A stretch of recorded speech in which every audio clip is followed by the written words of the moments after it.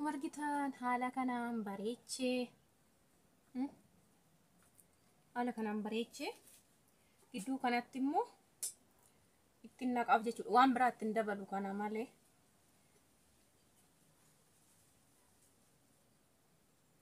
gidduu isaatti jechuudha.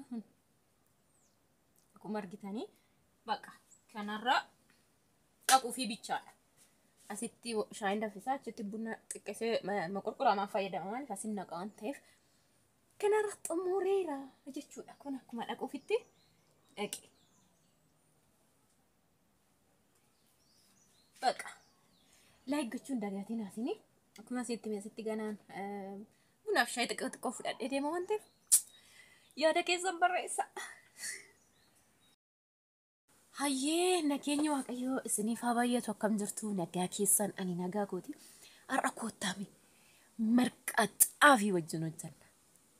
Marqaan kan qamadii jira, kan xaafii jira, kan qeencee jira, kan daakuu hadii jira, duqeetii hadii har'a meeshaa kan diimaatu hojjanna. Nafana ta'a nama gaafachuu barbaadeeni nama ollaadhuma kooti. Ganama dhaqee ilaaleera muuqii yookiin ajjaa godhee fi mi'a hamma misaarra kanan geessaaf jedhee hojjedha.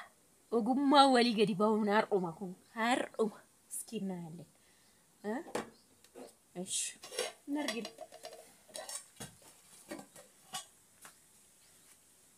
Kanatti nan qabadha.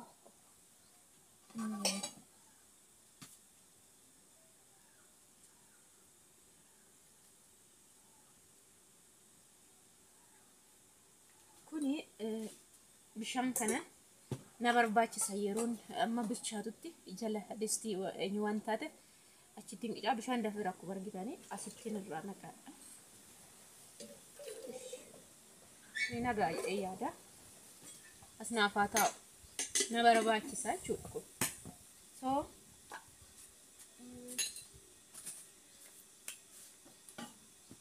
Danfeera garuu lammata sirriitti isin hubachiisuudhaaf dhugaa jiru irratti gummaan nama gara garii meen ilaalla. Asumaan soogiddatti godhanna. Amman ga'a jettan gurguddateera jira.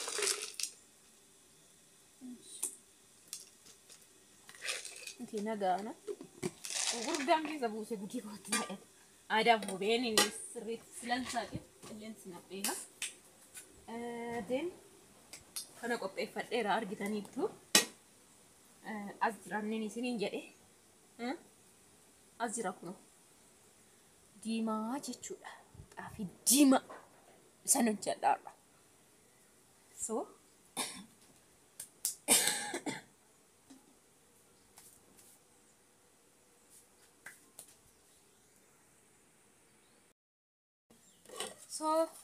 Sirriitti danfi yoo hin danfine yoo itti naxxan maal jechuudha seetani sukkaara jechuudha jechuudha. Namatu mucaa miti nama guddoodha ishini mucaa obboleetti biraa qabdi xiqqashu ittiin naqamee naasaa kun xumuriin mucaa obboleetti biraa qabdi ishiitu hojjetaa fi hojii oolti ishii yeroo hundumaa jechuudha. Mucaan maal gootee too bishaan hin daffin hojjettee eegdee hojjedhu jennaani. Achi booddee otoo bilbilee waliin haasofnu finfinneedha ishini. Otoo bilbilee wajjin haasofnu maallaan jette nama hojiidhaa dhufee waa nyaachuutti jedhee sukkaara jedha maal ta'e lamaan badee naan jette. Lakki sit hojjetee jedheen lakki naan jette. Bishaan otoo hin danfin daakuu waan itti naqeef jedhee. Kunoo dhugaa waaqayyoo dhuguma jette. Bishaan otoo hin daffin yoo itti naqxan ta'e dhamdhama maal isinii kenna sukkaara jechuudha jechuudha. Kanaaf gadi buuseen sukkuma madhistuu fi nanaa hojii waan ta'eef sirriitti rigeen isinitti deebisa. Akkuma argitan fataa godhee nyaachiseeti. Eenyu jedhee amma naan hin dhumu ammuma bilchaatuun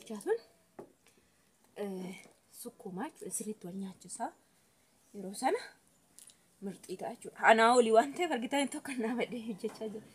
Istoofii iddoon qabu anaa olii toon kasala irratti hojjedhee rakkoon qabu ture. Maa xiqqoo kan hojjette jechuu dandeessu har'a waan hojjetteef baay'ee fayyadamtu biraan jira dhiyoodhaatti waan ta'eef xixiqqeessee waan ayyaada geessuuf hin danda'a. Bishaan disila qicadhe isin hin jedhe iddoo kanatti xabguutu jechuudha. Disti sibiila waan taate sin jalaa qabdi. So tak jedhe sin jedhee bilchaata. Sin akkanatti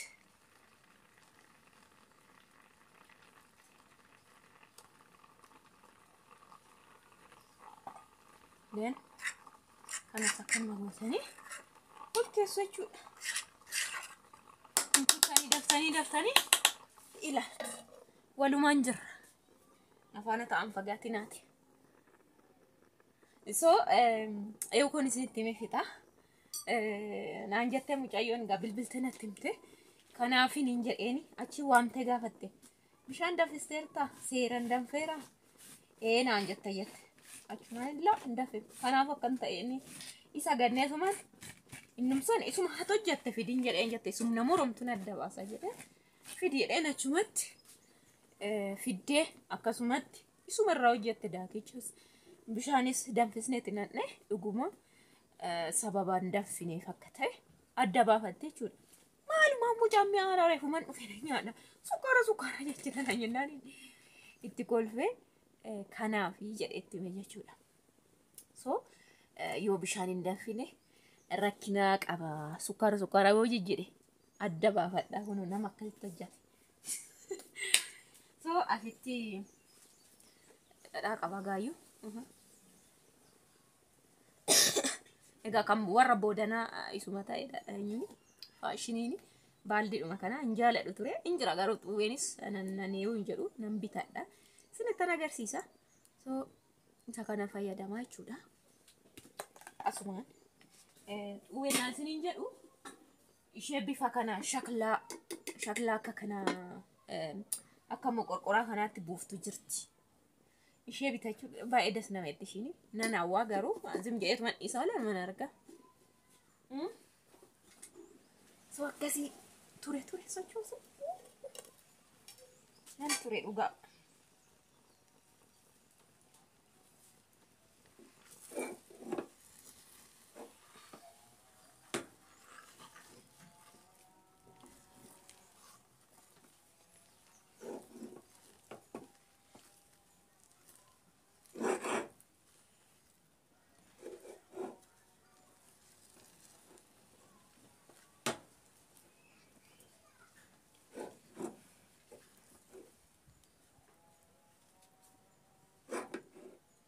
Kanumatti gargaarshitu jechuudha.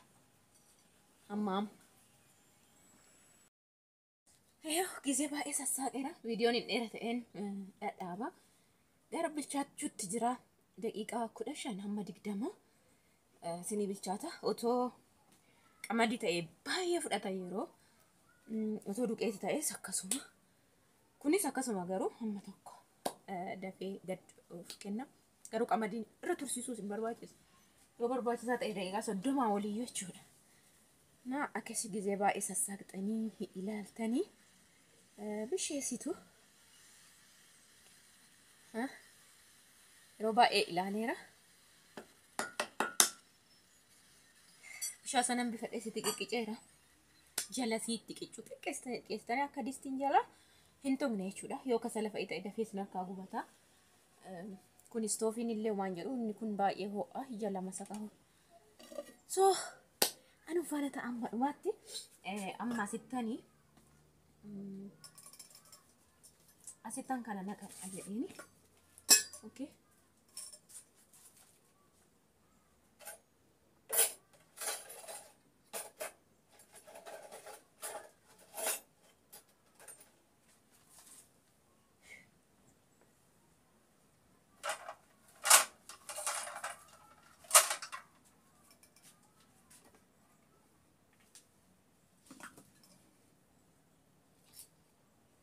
Asitti naqachuu barbaade.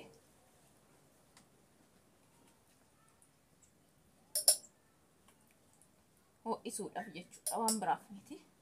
Xiqqoo ishii baay'ee akka qal'atee gad dhiisuuf.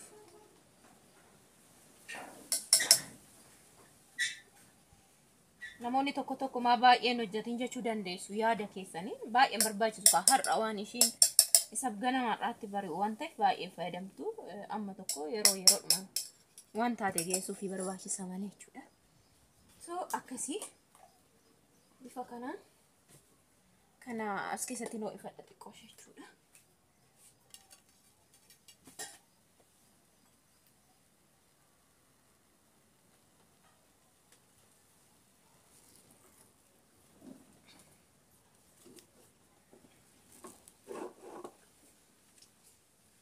Baay'ee bilchaachaa jira.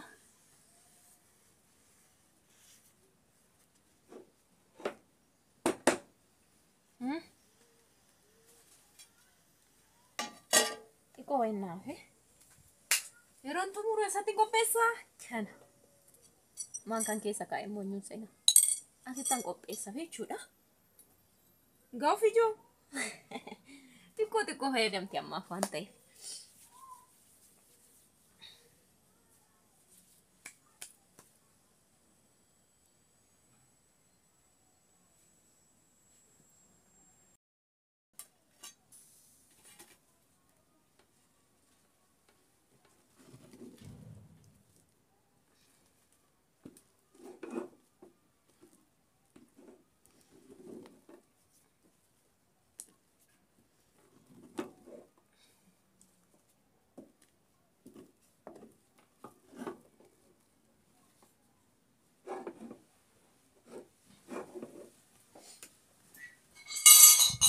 Ilaalu na barbaachisa. Okay? Akkanatti ilaala. Maashaallah sirriitti bilchaate. Seeraan bilchaate mirxii tokko dhugaa waaqa. Isa bakka akkuma jirtu irraan fudhadha. Nagayeera. Naa bishaate. Ishiin kun immoo akka laqaqa naa jettuun godha.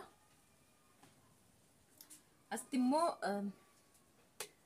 bunan geessa fi yeroo baay'ee dubartoonni daan bunni dirqama yookiin shaayii jedhuuni achumaayyuu yoo tarii biraasonni taate shaayii gizee baay'ee barbaachisa akka madichisuun yoo jedhu shaayiidha malee nyaata yoo na jejanii garuu in kajeelti waan ta'eef asittis buna nan geessaa fi shaayii si jechuudha.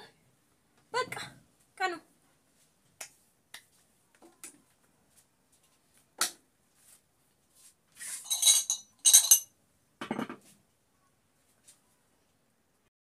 Baaseen isiniif fida.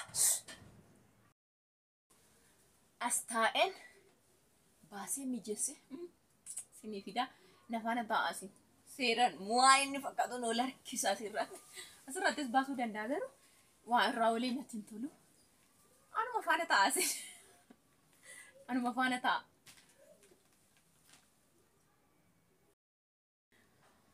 Okay, qodaa kanatti xiqqoo ishee nanqicha.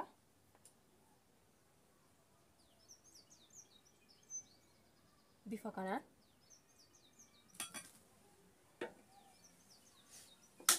Sana booda dubbiin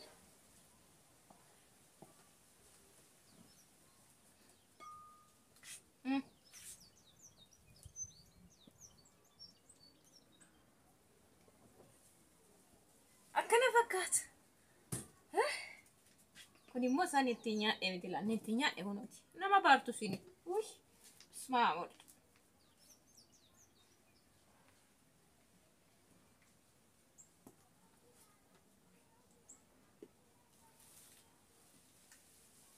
Then seeraan ergan jalqabe akkamitti akkan xumure sitti agarsiisuu qaba waan ta'eef walakkaa isaa akkanaa seenuuf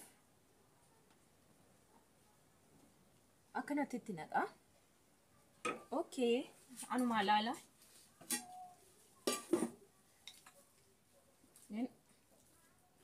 Dura jechuudha. Dura.